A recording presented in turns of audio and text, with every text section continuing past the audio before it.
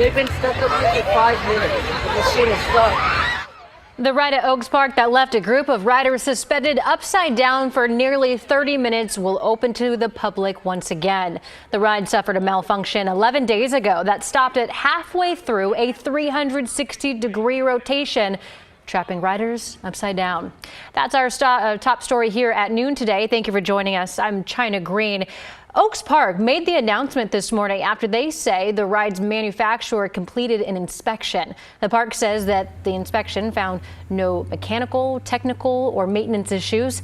This video is from today, and it shows the ride before the park opened at the top of the hour.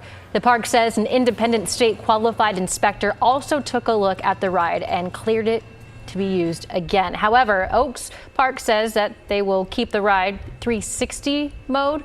That will be suspended until further notice. Riders can still enjoy, though, the 100-degree or 260-degree experience instead.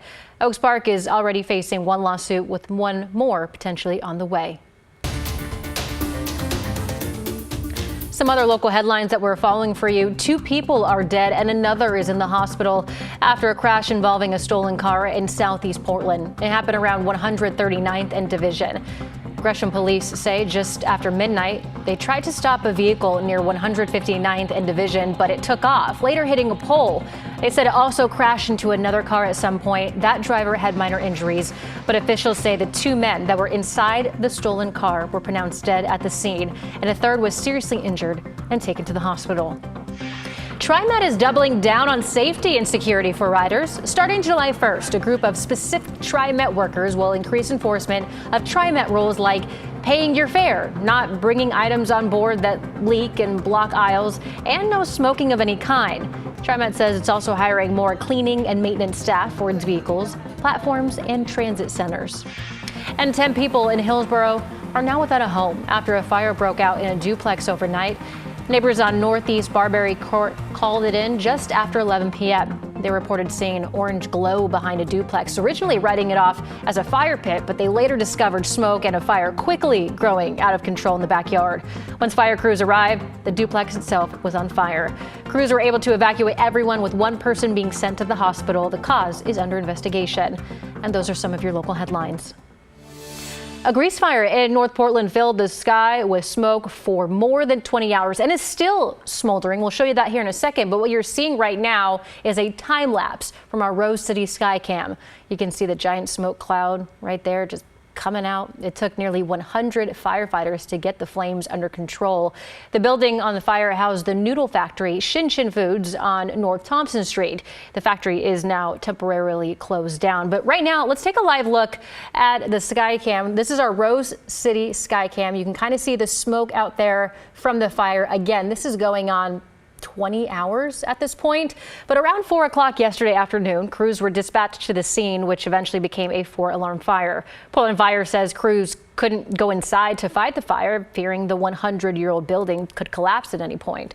Multiple fire engines were used to pump nearly 200 gallons of water a minute onto the structure. It's just what we would call a surround and drown. We're just going to get as many large bore nozzles applying water from a safe distance and just put as much water as possible. All employees at the factory were able to safely exit the structure. But we also have an update this morning on the wildfire burning in Wasco County near Maupin. About 100 people in the area are still under evacuation orders, but they have been downgraded to level 1, meaning they should be prepared in case they need to be evacuated. Central Oregon Fire says the Long Bend fire is now 50% contained, and crews say it's burned just over 1,000 acres since it first broke out Saturday afternoon. Well, boy, do we have a treat for you on this noon, because we have Daisy Caballero doing our weather today. Good morning, or good afternoon. Good afternoon, good morning, yes, whatever you want to call it, China, and for all of our folks that are watching us. We are in for a treat again today. Yesterday, Portland hit 77 degrees, and we're right about or a few degrees shy of where we were for yesterday's high. Today is going to be very similar to yesterday, just a little bit warmer. And that's all thanks to a ridge of high pressure that will continue to build for the remainder of the day today. Let's take a really quick look at the rest of your current temperatures. 73 degrees over in Hillsborough, 74 in Forest Grove, 81 degrees already as we're looking in some areas. areas, but still holding on to those 60s, upper 60s for Silverton. Like I said, today is going to be a toasty one. Take a look at this map here. 80s and 90s in the forecast, and we'll talk about when the rain is going to return, because that is going to happen on my full forecast. Back to you, China. Daisy, thank you. Portland Mayor Ted Wheeler says the city will start enforcing its new ban on homeless camping starting next week. So just over a month ago, really, city leaders passed a new law that restricts where and when people can camp in the city. The mayor says he's confident that this new ban will survive any potential legal challenges, and he gave the ban's official start date to KGW's Pat Doris yesterday during an exclusive interview. The enforcement starts on July 1st, and I think, Pat, you're the first to hear the specific date. What we've been doing since May 22nd until now is getting the word out. We've put leaflets out on the streets that people who are homeless have had the opportunity to see, so they know what the rules are. We've worked with service providers to make sure they understand what the rules are so they can talk to their clients and let them know what the rules are. And maybe most importantly, we've had the opportunity to train law enforcement. So July 1st is next Monday, and violating the ban can result in a fine of up to $100, up to 7 days in jail, or both. Portland Police Bureau is among the last police agencies in the country to require body-worn cameras for its officers. About 100 Portland police officers started wearing the cameras yesterday. This comes after a pilot project last year where they tested them out. And as Blair Best reports, it's a layer of accountability that the community has been waiting for. You may have seen them before. So, to activate this, you just press it. Just not on all Portland police officers, and that's about to change. So the camera is attached at chest level on all uniformed officers. On Monday, about 100 officers at Central Precinct started wearing body cameras, one of the last police agencies in the country to do so. This is something that has been a long time coming, and I felt like almost a sigh of relief putting it on this morning to go out on patrol.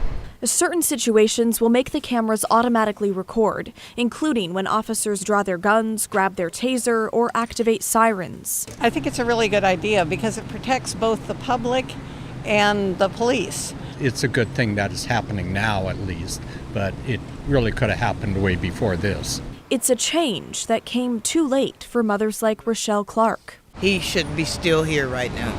Clark's son Emmanuel was shot and killed by a Portland police officer back in 2022 when officers did not wear body cameras. It's going to be an awesome thing because our kids are getting killed out here and we don't know what to do anymore. Clark's family sued the city this past March, alleging officers wrongly and unreasonably mistook her son for an attempted armed robbery suspect before shooting him in the back with an AR-15 rifle. That case is still pending. They shot my son and killed him and let him lay there suffering and bleeding. But a grand jury determined the officer's use of force was not criminal under Oregon law. Rochelle believes body camera footage would have helped explain what really happened the night her son died. We need justice. So if they start doing that again, that's wonderful. Hopefully going forward, having these cameras will be really helpful for the police bureau. Blair Best. That was our Blair Best reporting. Now, Blair also asked Portland police about releasing the body camera footage after extreme incidents like police shootings. They say they intend to release that footage in the interest of transparency, but they're still figuring out what that process will look like.